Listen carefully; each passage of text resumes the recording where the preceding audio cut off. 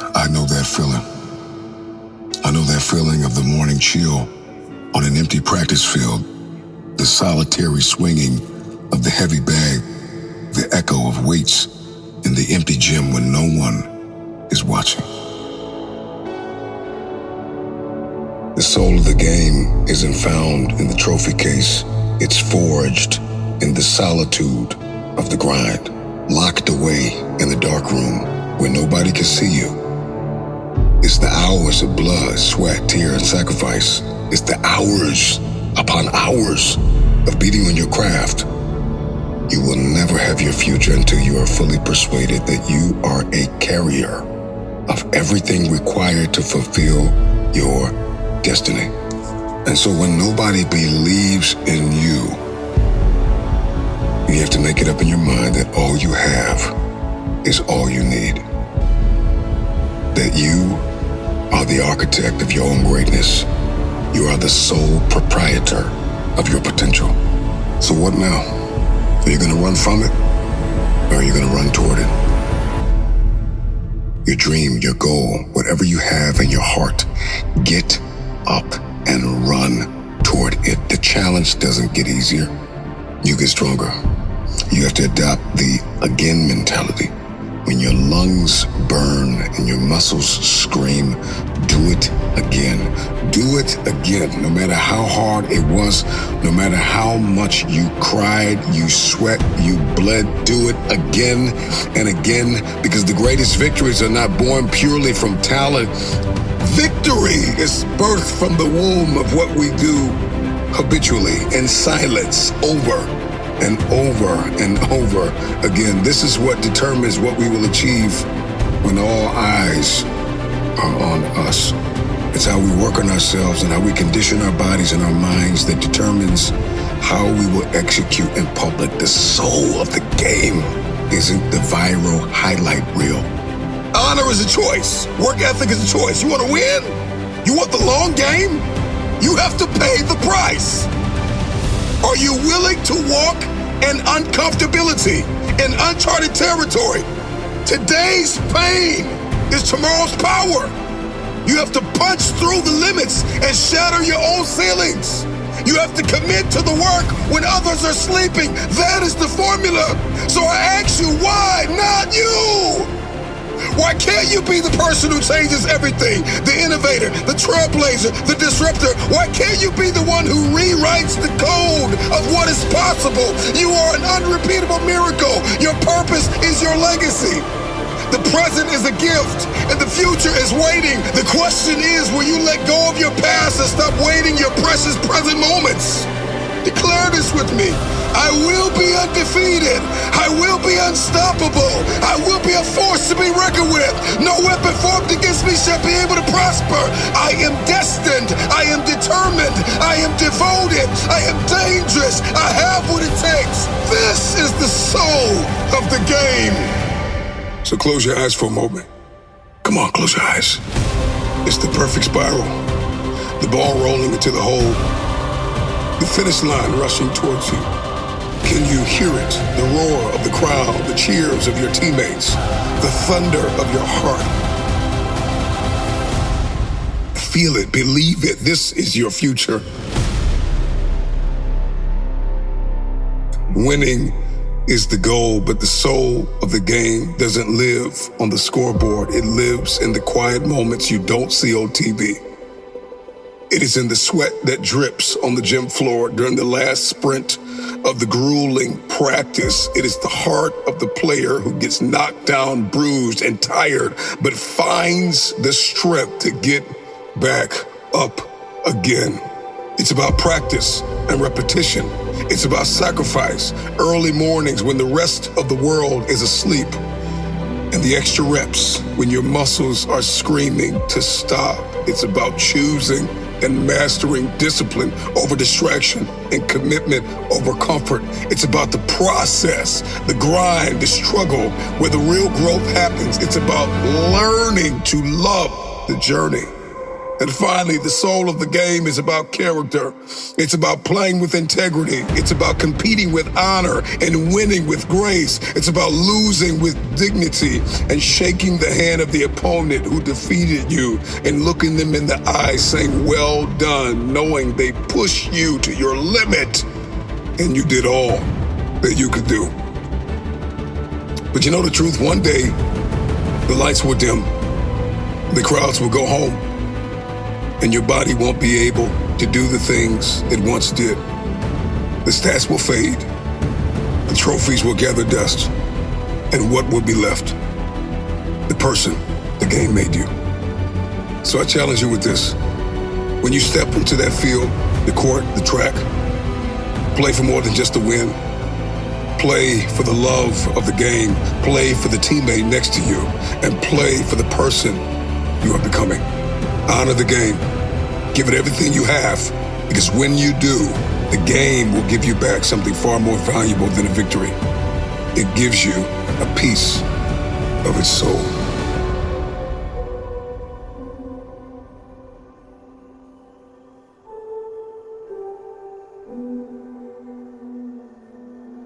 The world will always tell you that your fight is against the person in the other uniform, that you are against the unforgiving clock, that they're wrong.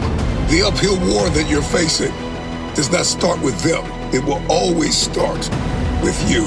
The greatest opponent you will ever face is the one within you. There is a part of you that does not want you to succeed. There is a part of you that wants you to live in obscurity, in the unknown, hidden, afraid to manifest, to rest in comfort and mediocrity and the quiet. There's a part of you that lies to you and tells you that it is okay to settle when you know it's not okay. Change doesn't always come to you. It comes from you. So this is the moment. This is the command. You need to use it or let it go. Use the pain or let it go. The anger you feel when somebody overlooks you, use the pain.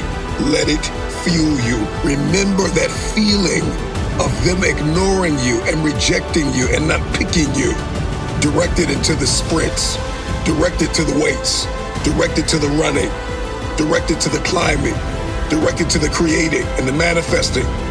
The grudge that you have against the coach that overlooked you and did not pick you, let it go. The memory of the shot that you missed when everybody was relying on you, use the pain of that.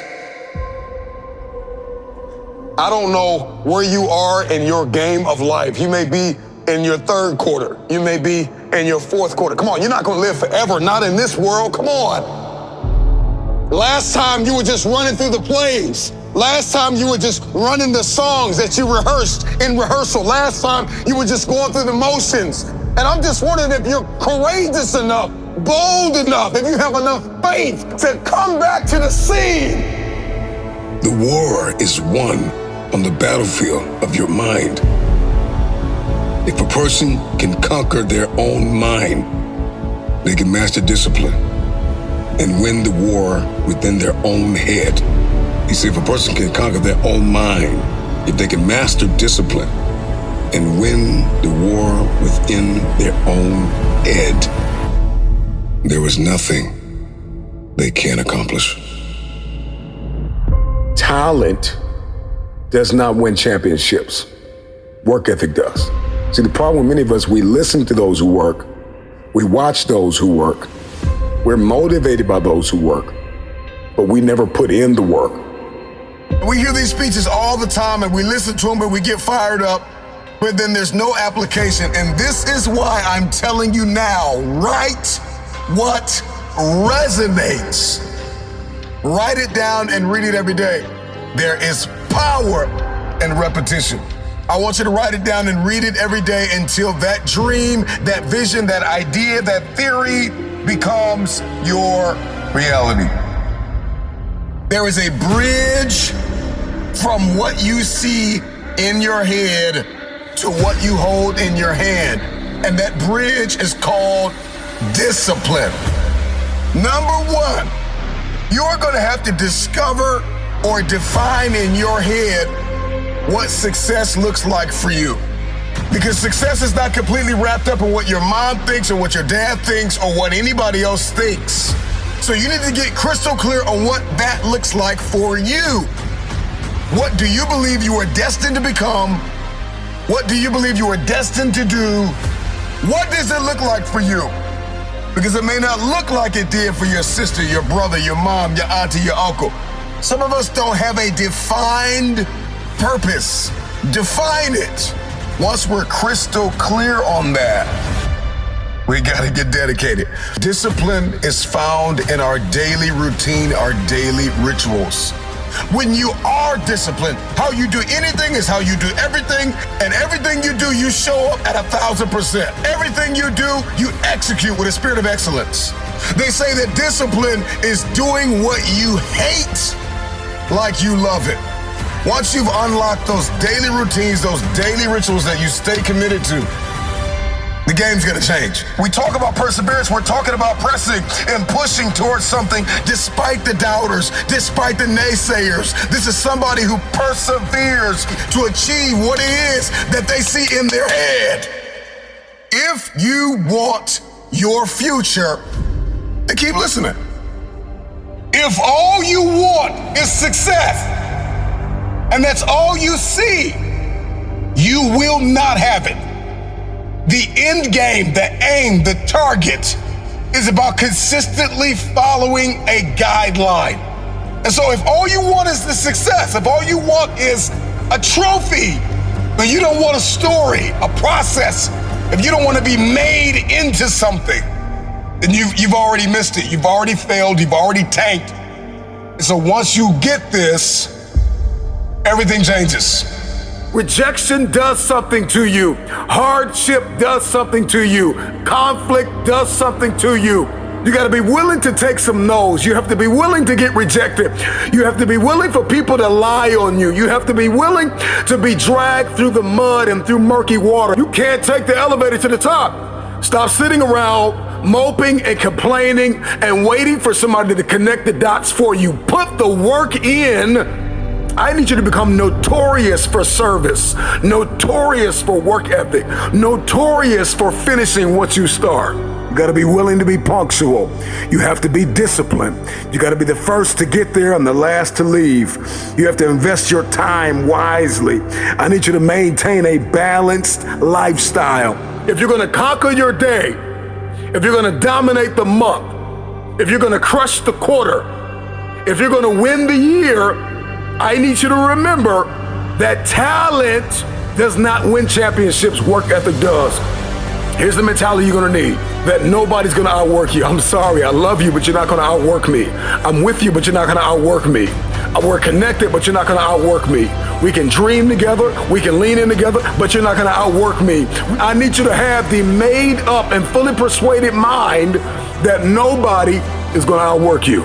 Show up and play at the highest level of yourself every single time. If you're going to put the work in, if you're going to give it everything you have, all the blood, all the sweat, all the tears, give it 1,000%. This is the only way you are going to make it to the top. From this moment on, I need you to give it everything you have.